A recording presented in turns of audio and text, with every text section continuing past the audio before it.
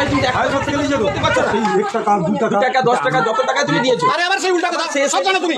আবার ওই কথা বলছো মামা। তুমি তার কান থেকে না লোকের সামনে মামা। পয়সা দিয়েছি বলে। না না আমি বিজেপির অঞ্চল প্রমুখের বিরুদ্ধে তোলাবাজি ও সন্ত্রাসের অভিযোগ, পটাশপুরে পোস্টার ঘিরে রাজনৈতিক বিতর্ক।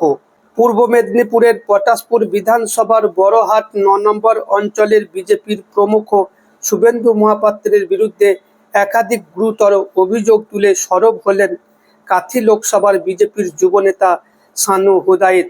তার অভিযোগ, ৪ তারিখের পর তৃণমূল থেকে বিজেপিতে যোগ দেওয়া কিছু ব্যক্তিকে সঙ্গে নিয়ে শুভেন্দু মহাপাত্র এলাকায় তোলাবাজি, কাটমানি আদায় এবং সন্ত্রাসী কার্যকলাপ চালাচ্ছেন। বিষয়টি নিয়ে ব্লক ও জেলা নেতৃত্বকে একাধিকবার জানানো হলেও এখনো পর্যন্ত কোনো কার্যকর ব্যবস্থা নেওয়া হয়নি বলে দাবি তার। সানু হুদায়েত আরও অভিযোগ করেন, শুভেন্দু মহাপাত্র বিজেপির ভাবমূর্তি নষ্ট করছেন, দলীয় কর্মীদের অপমান করছেন এবং এলাকায় একজন নিয়মিত মদ্যপ হিসাবেও পরিচিত। এই ঘটনায় ক্ষুব্ধ হয়ে স্থানীয় এলাকায় তার বিরুদ্ধে প্রতিবাদমূলক পোস্টারও পড়েছে। যুবনেতার দাবি, দলের স্বার্থে অবিলম্বে শুভেন্দু মহাপাত্রের বিরুদ্ধে সাংগঠনিক ব্যবস্থা নিয়ে তাকে বহিষ্কার করা হোক।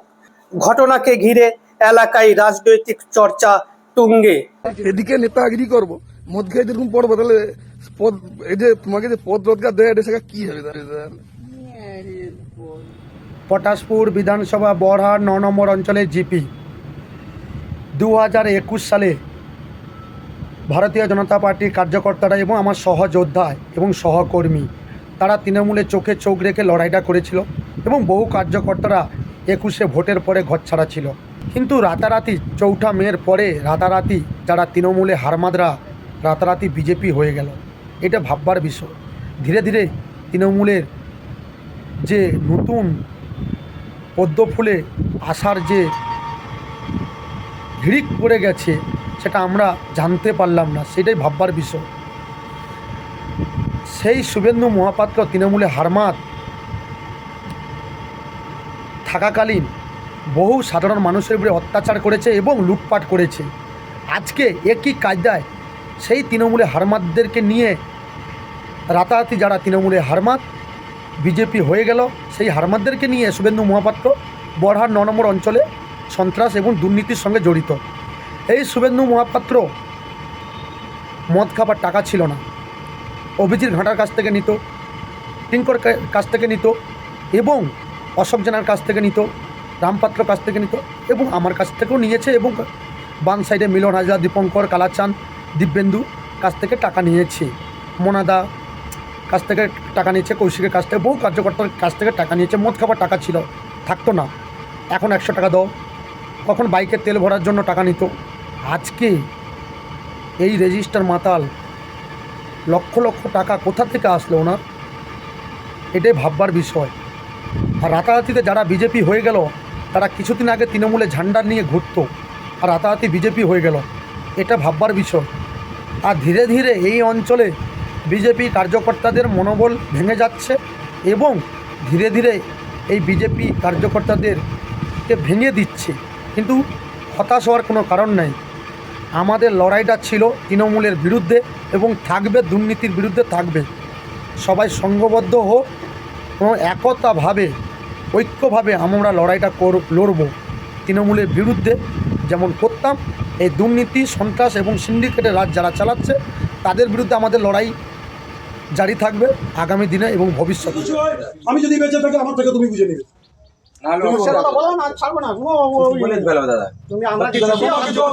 তোমাকে তো কোনোদিন আমি অসম্মান করে কথাও বলিনি। তোমাকে তো ভালোবেসে এখন আমি তো তোমার উপকার করার চেষ্টা করছি। অসুবিধা হবে দাদা, আগামী দিনে অসুবিধা হবে। আগামী দিনে না, আজকেই অ্যাকশন হবে, তাহলে বেশি সময় যাবে না। আরে ভাই তুমি দেখা সব থেকে নিজে করতে পারছো না। 1 টাকা 2 টাকা 2 টাকা 10 টাকা যত টাকা তুমি দিয়েছো। আরে আবার সেই উল্টা কথা সব জানো তুমি। আবার ওই কথা বলছি দাদা, সমস্যাটা কি হয়েছে একটু যদি বলেন? ওই শুভেন্দু মহাপাত্র বলে যে ব্যক্তিটা তোলা আদায় করছে, ও বিজেপির কোনো কর্মী না পদাধিকারী? এক সময় গত দীর্ঘ বছর ধরে তৃণমূলের আমলে থাকাকালীন বহু তোলাবাজি এবং দুর্নীতির সঙ্গে জড়িত ছিল এবং হারমাদে এ করত। তৃণমূল থেকে বার করে দেওয়ার পরে ভারতীয় জনতা পার্টিতে জয়েন করার পরে বিজেপি একজন অঞ্চলের প্রমুখ হিসাবে এখন পদাধিকারীর দায়িত্বে আছে। সেই একই কায়দায়, সেই তৃণমূলের একই কায়দায় সেইভাবে আবার দুর্নীতি এবং সন্ত্রাস এবং তোলাবাজি আবার করছে। কতদিন আগে বিজেপিতে জয়েন করেছিল? 4 তারিখের পরে না তার আগে থাকতেই? তার আগে থাকতে মানে অঞ্চলের প্রমুখ, মানে 4 তারিখের আগে, ওটার কথা নয়, মিনিমাম 2021-এর আগে থেকে বিজেপিটা করছে। তার আগে ও তৃণমূলে ছিল।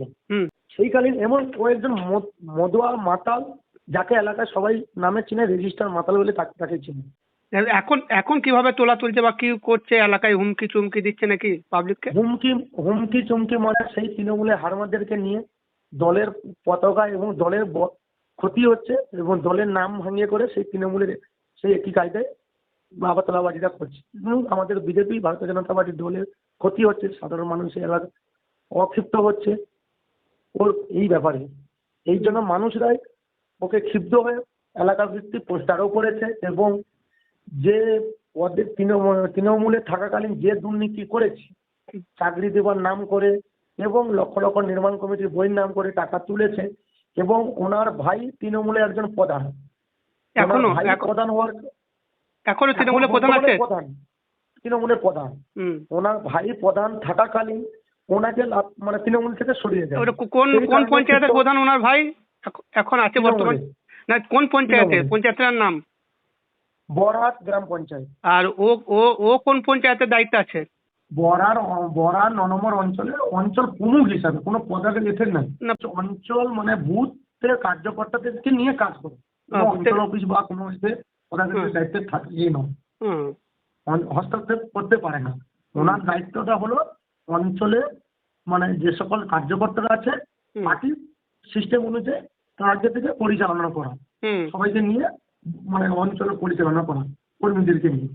কিন্তু উনি কি করছেন, তৃণমূলের হারমাদেরকে তারা 4 তারিখের পরে যারা বিজেপি হয়ে গেছে তাদের কাছ থেকে তাদেরকে নিয়ে, হারমাদেরকে নিয়ে বোম বন্দুকের অস্ত্র এ করে লোকের বাড়িতে হামলা।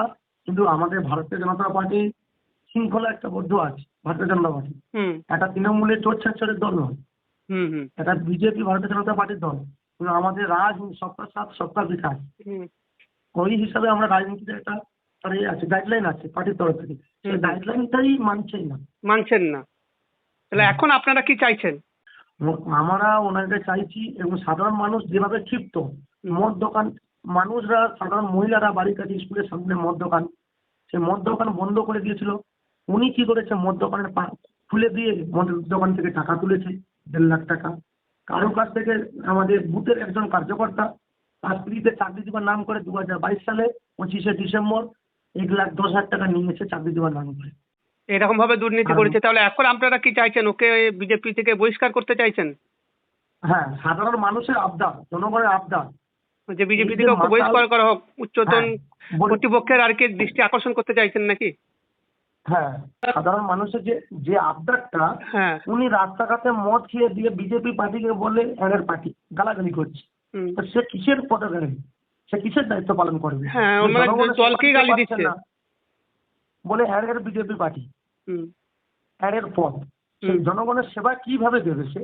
তৃণমূলের অবশ্যই মাতাল এবং জনগণ তাতে রেজিস্টার মাতাল ভাবে এলাকাবাসী সবাই ছিল।